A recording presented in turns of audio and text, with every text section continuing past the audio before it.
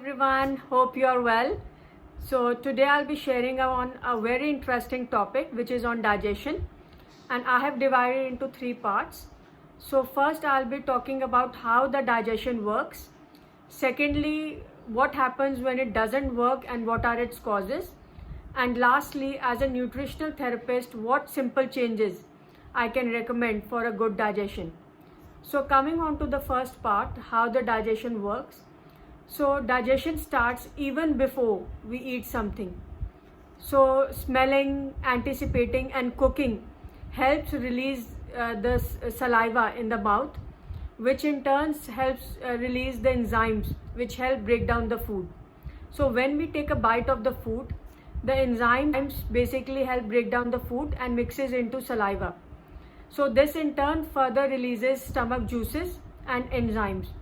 And when the food goes into the stomach, it churns down and also mixes into the stomach acid and other enzymes for digestion. So then when it moves into the small intestine, it is further broken down by stomach acid and bile, and nutrients are absorbed. So then in the large intestine, there is friendly bacteria which helps to break down the food and also absorb nutrients. So now coming on to when the digestion does not work properly. So when the digestion does not work properly, the food is not broken down and nutrients are not released. Also there are undigested food particles in the stool, leading to the symptoms of fatigue, skin issues and mood swings. There is the growth of unfriendly bacteria, which leads to the symptoms of bloatedness, indigestion, acid reflux.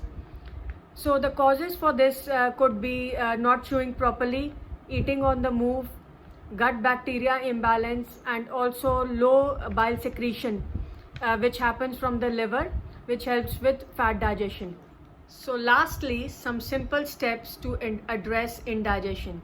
So first would be cooking by yourself, so which helps release saliva in the mouth. The saliva not only contains water but also contains some beneficial compounds like the antibacterial compounds and enzymes. Also chewing into bite-sized consistency helps with digestion.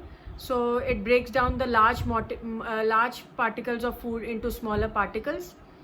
Then also to have a good balance in the gut bacteria. So for that, including different colors, fruits and vegetables would be beneficial.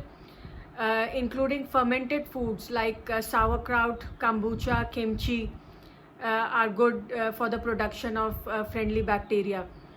Then coming on to the bile, which helps with the absorption and digestion of fats and fat soluble vitamins, and bile is produced in the liver, so it is important to keep the liver healthy. So for that, including herbs like coriander, mint, parsley, beetroot, celery would be beneficial.